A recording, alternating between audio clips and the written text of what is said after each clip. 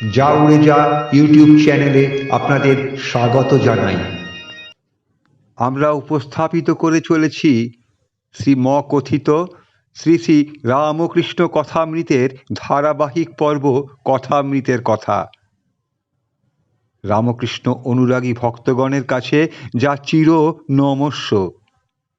গান, গল্প, অভিনয়ের মাধ্যমে এই উপস্থাপনা এক নতুন প্রচেষ্টা। গত 22টি পর্বে সাড়া পেয়েছি বহু শ্রোতা দর্শককুলের। আজ 23তম পর্ব।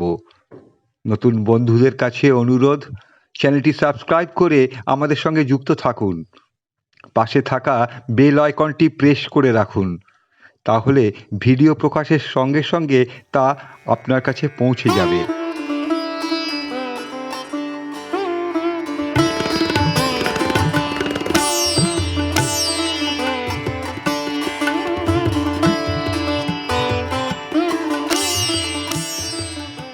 নয় ভাদ্র 1289 সন, বৃহস্পতিবার, শ্রাবণ শুক্লা দশমী, ইংরাজির 24শে আগস্ট 1882 খ্রিস্টাব্দ। ঠাকুর শ্রীরামকৃষ্ণ দক্ষিণেশ্বর মন্দিরে ভক্ত সঙ্গে বিরাজ করছেন। আজকাল ঠাকুরের কাছে হাজরা মহাশয়, রামলাল, রাখাল প্রভৃতি থাকেন। শ্রীযুক্ত রামলাল ঠাকুরের ভাতুষপুত্র কালীবাড়িতে পূজা করেন। মাস্টার এসে দেখলেন উত্তর পূর্বের লম্বা বারান্দায় ঠাকুর হাজরার কাছে দাঁড়িয়ে কথা বলছেন। তিনি এসে ভূমিষ্ঠ হয়ে ঠাকুরের শ্রীপাদপদ্ম বন্দনা করলেন। ঠাকুর সহাস্য বদন। মাস্টারকে বললেন, আরো দু একবার ঈশ্বর বিদ্যাসাগরকে দেখবার প্রয়োজন। চালচিত্র একবার মোটামুটি এঁকে নিয়ে তারপর বসে বসে রং ফলায়। প্রথমে 1 মেটে, তারপর 2 মেটে, তারপর খড়ি, তারপর রং, পরে পরে করতে হয়। ঈশ্বর বিদ্যাসাগরের সব প্রস্তুত, কেবল চাপা রয়েছে। কতগুলি সৎ কাজ করছে, কিন্তু অন্তরে কি আছে তা জানে নে। অন্তরে সোনা চাপা রয়েছে। অন্তরে ঈশ্বর আছেন জানতে পারলে সব কাজ ছেড়ে ব্যাকুল হয়ে তাকে ডাকতে ইচ্ছা হয়। ঠাকুর মাস্টারের সঙ্গে দাঁড়িয়ে কথা বলছেন, আবার কখনো কখনো বারান্দায় বেড়াচ্ছেন।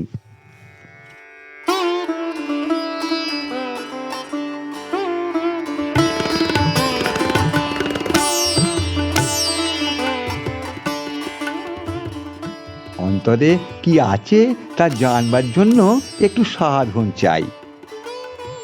সাধন কি বরাবর করতে হয়? না, প্রথমটা একটু উঠে পড়ে লাগতে হয়, তারপর আর বেশি পরিশ্রম করতে হবে না।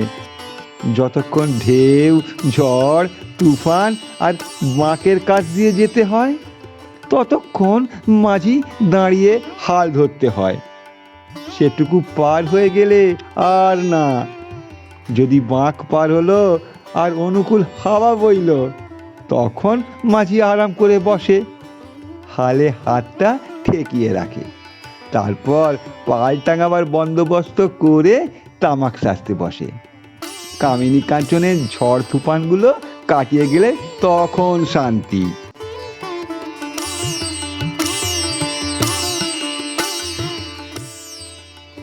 কারোর কারোর যোগীর লক্ষণ দেখা যায়, কিন্তু তাদেরও সাবধান হওয়া উচিত। কামিনী কাঞ্চনী যোগের ব্যাঘাত। যোগ্যভ্রষ্ট হয়ে সংসারে এসে পড়ে।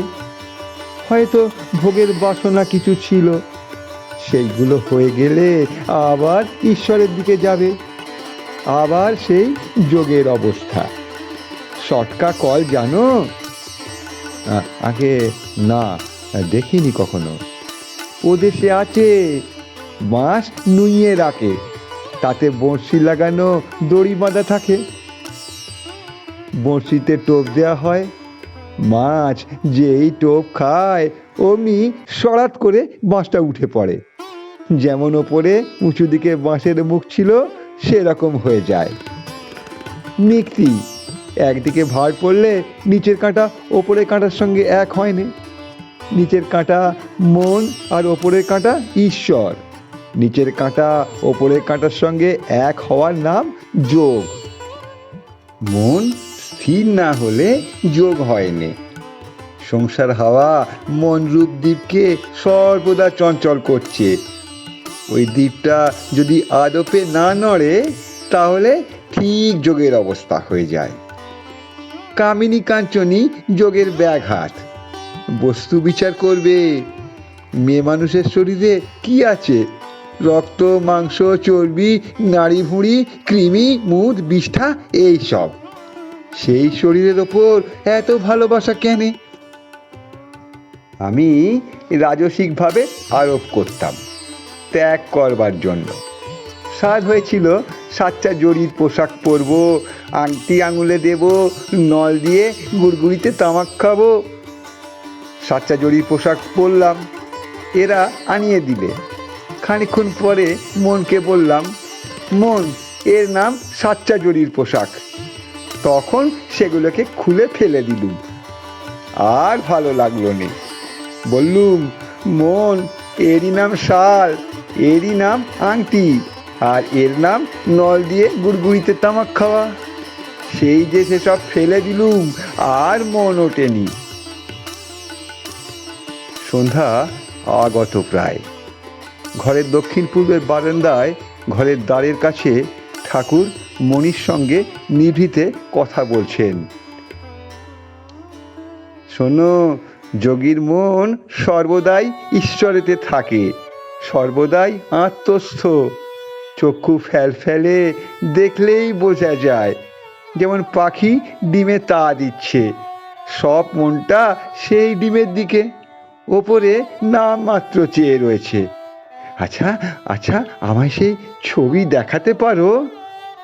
মণি বললেন, যে আজ্ঞা, আমি চেষ্টা করব, যদি কোথাও পাই।